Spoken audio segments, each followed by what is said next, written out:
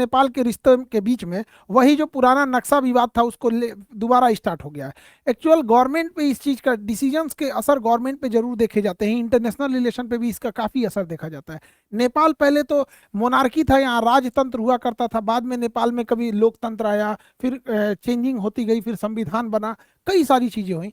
नेपाल में पूर्ण बहुमत की सरकार नहीं है, जैसे बिहार में है ना, तीन बड़ी पार्टियां हैं बिहार में, तो कभी इधर से उधर होते रहता है, वैसे ही नेपाल में भी सेम है कंडीशन है। अब नेपाल में इन तीन नेता लोग को पहचानिए यहाँ पर।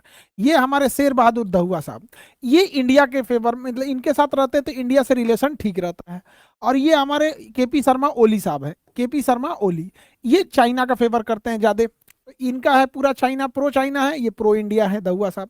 अब ना ये पूर्ण बहुमत से बना सकते हैं ना ये पूर्ण बहुमत से बना सकते हैं, तो इनके साथ किसी ना किसी एक गठबंधन की सरकार बनती है। तो गठबंधन में आ जाते हैं प्रचंड साहब। अब प्रचंड साहब की सरकार चल रही थी दहुआ साहब के साथ मिलकर गठबंधन में, तो इंडिया से रिलेशन ठीक ठाक थे।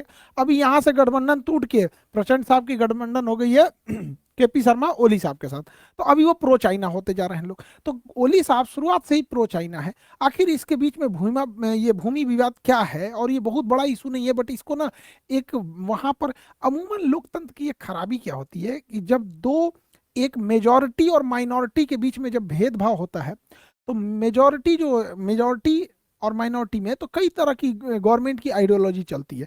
वहां पे क्या है ना कि नेपाली की मेजॉरिटी है और माइनॉरिटी में वहां मधेसियां हैं। तो ये ओली साहब का है कि मधेसियों को मतलब भाई ये बाहर के हैं, ये है वो है, ऐसे करके, ताकि मतलब एक अपनी अपनी आइडियोलॉजी होती है चुनाव जीतने की यहाँ पर। तो जैसे भारत में कभी जातिवाद काम करता है, कभी माइनॉरिटी मेजॉरिटी काम करता है, कभी क्षेत्रवाद काम करता है, तो जिसको जैसे मन उसी तरह से वो जीतना चाहते हैं। तो ओली साहब का क्या है कि एंटी इंडिया सेंटीमेंट से वो जीतना चाहते हैं। कई बार वो एक बार बोले थे कि इंडियन कोरोना ज्यादा खतरनाक है, कभी बोलते हैं राम जी हमारे यहाँ जन्म लिए थे। कई ऐसी ऐसी उटपटा चीजें थी, काफी दरारें आ गई थी रिश्ते। अभी मालदीव में देखिए मोइजू की सरकार आई है, बिना मतलब वो हल्ला कर रहा है वहाँ मोइजू कि इंडिया आउट। अभी वहां पे बहुत ज्यादा दिक्कत है। तो हम लोग समझते हैं कि अंग्रेज जब थे तो वो नेपाल के साथ युद्ध किए और एंग्लो नेपाली युद्ध हुआ, और यह युद्ध की समाप्ति 1816 के सुगौली के संधि के द्वारा ये समाप्त हुआ था। अब ये संधि में क्या क्या चीजें थी इसको हम लोग समझ जाते हैं। देखिए, सुगौली की संधि में यह था कि डिसाइड किया गया कि पूरब साइड में मेची नदी जो होगी वो सीमा बनाएगी नेपाल की, यहाँ मेची नदी, और इस साइड में महाकाली नदी सीमा बनाएगी। सुगौली की संधि हो गई 1816 में। यहाँ पे ये सब चीजें तो ठीक था यहाँ पे, बट यहाँ एक ऐसा एरिया था जिसको लेकर नेपाल कहता है कि ये एरिया इस रेखा के उधर चला गया है, वो मेरा है यहाँ पर। इसलिए आप नेपाल के ओल्ड मैप में देखेंगे तो आपको यहाँ किसी भी तरह की कोई मार्किंग देखने को नहीं मिलेगी, लेकिन वही एरिया यहाँ देखिएगा तो हल्का एक निकला हुआ एरिया दिखेगा, जबकि वो एरिया यहाँ देखने को आपको नहीं मिलेगा। वही लिम्पियाधुरा, काला पानी और लेपुलेख है, उसको हम लोग समझते हैं ये एरिया कहाँ आता है, तो नेपाल और उत्तराखंड राज्य के बीच में आएगा, उत्तराखंड के पास। इसको हम लोग समझते हैं कि आखिर ये क्या चीज विवाद है, तो ये ही एरिया, ये जो हल्का सा नोक निकला हुआ है ना, उत्तराखंड में यही वाला एरिया है। तो देखिए ये उत्तराखंड का इधर हो गया, ये नेपाल हो गया। महाकाली नदी जो है वो दो धाराओं से मिलकर बनती है वहां पर, उसकी एक शाखा निकलती है लिम्पियाधुरा से जो पतली शाखा है, सॉरी लेपुलेख से निकलती है जो पतली शाखा है, ये वाला शाखा पतली शाखा है। और इसी महाकाली नदी की एक शाखा निकलती है लिम्पियाधुरा से और ये मिलके बना लेती है महाकाली नदी यहाँ पर मिलके। अब प्रॉब्लम कहाँ आ रहा है कि अगर इसका उद्गम स्थल लेपुलेख माना जाएगा तो ये पूरा एरिया भारत का हो जाएगा, लेकिन अगर इसी महाकाली नदी का उद्गम स्थल लिम्पियाधुरा को माना जाएगा तो ये एरिया नेपाल को चला जाएगा। यानी भारत और नेपाल के बीच में डिसाइड करेगी नदी कि किसके पास ये नदी है। तो देखिए ध्यान से, तो ये वाला अभी वर्तमान में भारत इसे मान रहा है। 1816 में जब सुगौली की संधि हुई थी तो अंग्रेजों ने लिम्पियाधुरा वाले इस नदी को कहा था कि ये वाला बॉर्डर रहेगा। तो 1816 में जनसंख्या भी नहीं थी, यहाँ कोई रहता भी नहीं था, लेकिन यहाँ से चीन से व्यापार करना इजी था। तो अंग्रेजों ने 1816 के बाद 1860 में इसका नक्शा में इसको माना, तो लेपुलेख को माना 1816 में यहाँ पर, तो ये वाले एरिया को माना। तो इसके इधर ब्रिटिश ईस्ट इंडिया तत्कालीन हो गई, इधर नेपाल हो गया। उस समय नेपाल ने ना इस पे कोई आपत्ति जताई ना इस पे कोई आपत्ति जताई। ही नहीं जताया गया। अब नेपाल का क्या कहना है कि ये लेपुलेख से ये नदी जो है इसका ओरिजिन हम नहीं मानेंगे, हम ये मानेंगे कि हम ये महाकाली नदी का ओरिजिन ये लिम्पियाधुरा से होता है।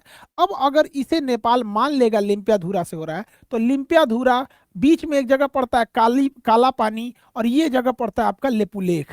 तो लिम्पियाधुरा, काला पानी, लेपुलेख, ये पूरा एरिया जो है ये एरिया नेपाल को चला जाएगा।